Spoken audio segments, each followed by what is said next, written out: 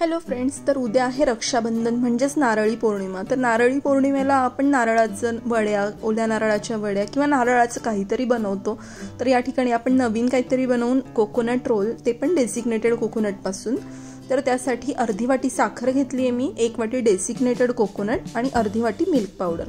तर हे प्रमाण तुम्ही घरातल्या वाट्यांनुसार सुद्धा घेऊ शकता, जेवढी साखर तेवढी मिल्क पावडर आणि त्याच्या दुप्पट डेसिग्नेटेड कोकोनट।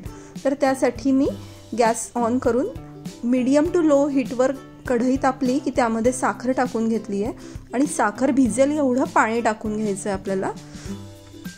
आणि जोपर्यंत साखर विरघळत नाही तोपर्यंत ते कंटिन्यूअस आपल्याला हलवत राहायचं आहे। या ठिकाणी साखर विरघळलेली आहे आणि पाण्याला उकळी आली आहे। यामध्ये मी तुम्हाला जो कलर टाकायचा तो कलर टाकायचा आहे। या ठिकाणी मी ब्ल्यू कलर टाकलेला आहे आणि त्यानंतर त्यामध्ये डेसिग्नेटेड कोकोनट आणि मिल्क पावडर टाकून घेतली आहे आणि पूर्ण मिक्स होई तोपर्यंत त्याला छान हलवायचं आहे। कंटिन्यूअस हलवत राहायचं आहे, नाहीतर ते खाली लागण्याची शक्यता असते। हे मिश्रण पूर्ण हलवायचं, एकजीव करायचं आणि जोपर्यंत त्यातला पाण्याचा अंश कमी होत नाही तोपर्यंत त्याला गॅसवर ठेवायचं। नंतर आपण एका प्लेटमध्ये काढून ते छान मळून घ्यायचं आहे आणि असं त्याचे छोटे छोटे रोल बनवून घ्यायचे। तर तुम्ही तुमच्या आवडीनुसार त्याचे रोल बनवू शकतात, रोलची साईज। तर या प्रकारे रोल बनवून घ्यायचे। हे मिक्सचर जे आहे ते जास्त घट्ट किंवा मऊ न ठेवता त्याचे रोल करायचे आणि एका डिशमध्ये डेसिग्नेटेड कोकोनट पसरवून त्यामध्ये हे रोल घोळून घ्यायचे छान।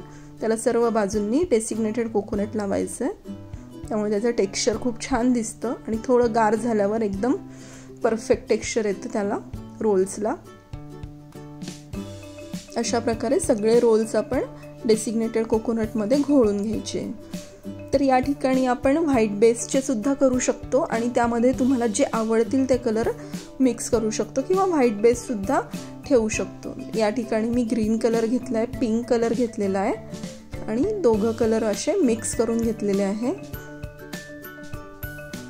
दोघं कलर मिक्स झाल्यानंतर त्याचे रोल बनवून घ्यायचे, हाताला तूप लावून छान रोल बनवून घ्यायचे त्याचे।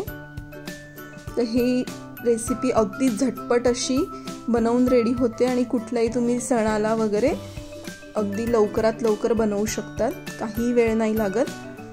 तर उद्या नारळी पौर्णिमा आहे, त्यामुळे तुम्ही नक्की बनवून बघा, तुमच्या भावाला बहिणीला नक्की खाऊ घाला, खूप आवडतील आणि कसे झाले हे नक्की शेअर करा मला। तर रेडी आहे आपले कोकोनट रोल वेगवेगळ्या कलरचे। तुम्हाला रेसिपी आवडल्या असल्यास लाईक करा, शेअर करा आणि सबस्क्राईब करा। थँक्यू आणि तुम्हाला सर्वांना रक्षाबंधनच्या खूप खूप शुभेच्छा।